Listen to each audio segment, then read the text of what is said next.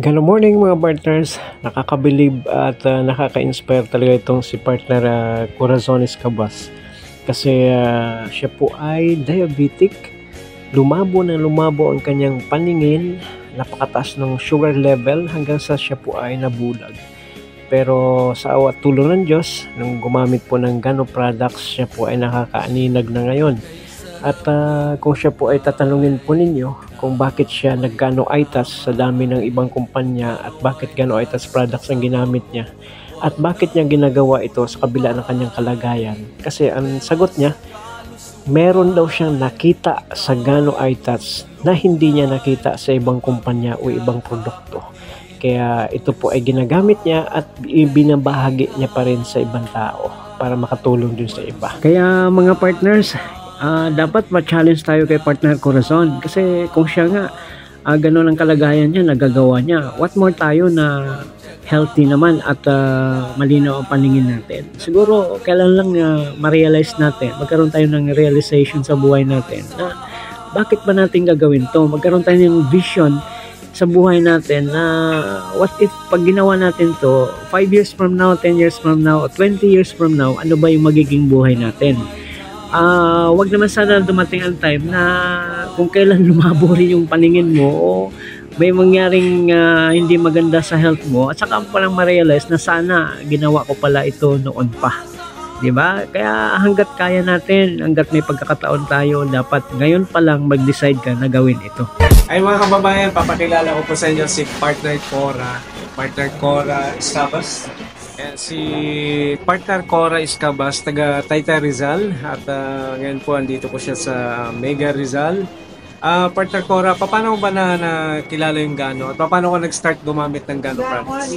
Nag-start ako kasi ang sugar ko 474. Yun ang result ng laboratory ko. Ngayon, nag-tick ako niyan, muna, 3 first,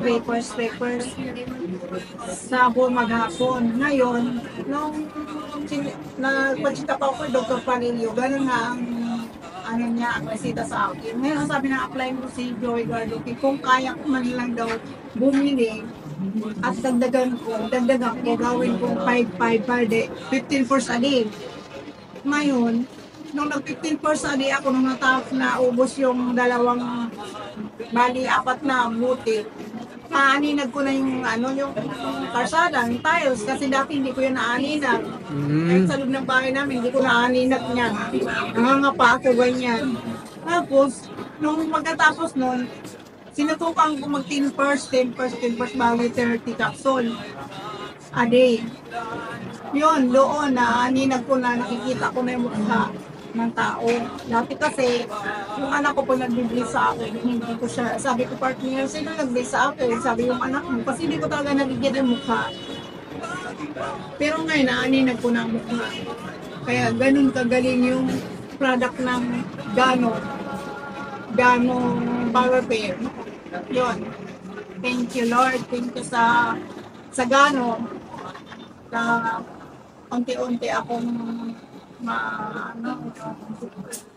matalas na yung paningin ko, humihingi ko kay Lord na lubusan na akong bumalik para makapagturo na uli ako ng piano. Paano ka nakaka-attend ng seminar dati? Kasi paano ka Kasi hindi ka nahirapan kang mag-travel, hindi ka makakita. Sir, ang galing, ang bait ng upline ko, very supportive. Pinupunta niya ako doon sa tindahan ko. Tapos? Pinupunta niya ako, tapos nag-tricycle kami special. Napunta dito. Wow. Oo, tapos inalalayan ako paakyat. Yun. Kasi yung apply ko, very supportive siya. Tapos, every 2 days, nagpapaliliver ako sa kanya ng prada, mga kape, ganyan. Nag-deliver din siya. Pero dati, yung apply mo, hindi mo nakita yung mukha. Hindi. Hindi talaga. Oo, promise. Pero ngayon, nakikita mo na. Naaninag ko na siya. Yung nag-uusap kami ng video call, sabi ko naaninag ko na yung mukha. Nung makita mo yung mukha, hindi ka naman nagsisi. Hindi. Makinis naman yung mukha. Pogi. Makinis. Saka napakabait ng apply mo. Oo, may niya. Very support. Shoutout dyan kay partner Joey Gardoke. Gano boy na Rizal. Ang bait yan, sipag Kaya yan. sabi ko nga sa kanya, salamat kasi very supportive nga siya. Hindi, pag sinabi ko may order ako na ganyan, hinahatid niya agad. Ganun. Oo, bait niya.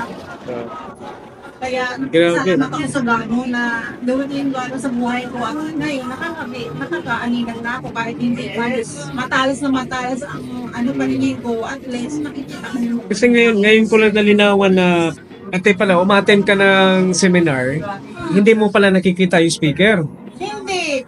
Pinakinggan mo lang. Sabi nga ni Ma'am Amy, muntik na nga ako napatin dyan sa pinto pagpasok. O kasi may basahan dyan. Oo, hindi talaga. Pero ngayon, malinaw na. Oo, nakikita ko na yung mukha, naninag ko na. Yung, Yan ang order ko.